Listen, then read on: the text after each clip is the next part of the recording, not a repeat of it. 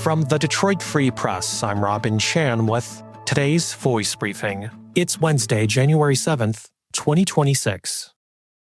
This is Todd Spangler, Washington correspondent with the Detroit Free Press. U.S. Senator Ted Cruz of Texas has made a pretty big deal about calling the chief executive officers of Detroit's automakers before the Commerce Committee this month. He even mentioned it at an event with President Trump in December. The topic is how much cars cost and how, as Cruz sees it, radical regulations have driven up prices. But there are questions regarding just who will be there. A couple of weeks ago, a lawyer for Ford sent the committee a letter saying while Ford CEO Jim Farley appreciates the invite, it appears to break with long-standing tradition. See, Cruz wants to summon Farley and General Motors CEO Mary Barra and Antonio Filosa, the head of Stellantis, to testify. But he isn't asking Tesla CEO and former Trump advisor Elon Musk to be there, instead settling for a VP of engineering for that company. Typically, executives of similar stations are asked to testify, not CEOs with vice presidents. As such, the letter leaves very much in doubt whether Farley will be there unless Musk is, which raises questions as to whether Barra or Filosa will show either. We'll have to wait to see how the hearing, set for January 14th, shakes out. For now, the Commerce Committee expects the witness list to stay as is.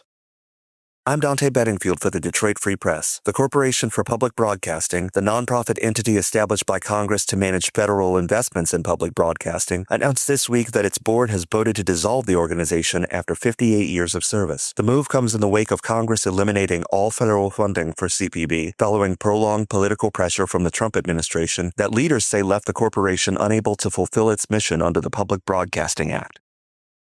This is Christina Hall with the Detroit Free Press. The last of 7 people accused in a double voting case in the August 2024 primary election in St. Clair Shores had her case dismissed by a Macomb County Circuit Court judge. The judge granted a defense motion to dismiss the case against Stacey Kramer in a written opinion December 19th, closing the case. She faced charges of voting both absentee and in person and offering to vote more than once. Her attorney says Kramer is relieved that this is over and called the judge's decision, quote, foolproof. Kramer was one of 7 charged by the Michigan Attorney General's office in October 2024 after the Macomb County prosecutor declined to prosecute. 4 voters and 3 election workers were charged by state prosecutors. The AG's office filed appeals with the Michigan Court of Appeals in 5 cases that were dismissed by lower courts. The state appellate court denied applications for leave to appeal in cases against the 3 election workers. It granted an application for leave to appeal in a case involving one of the voters. The state appellate court has not issued an order in a case involving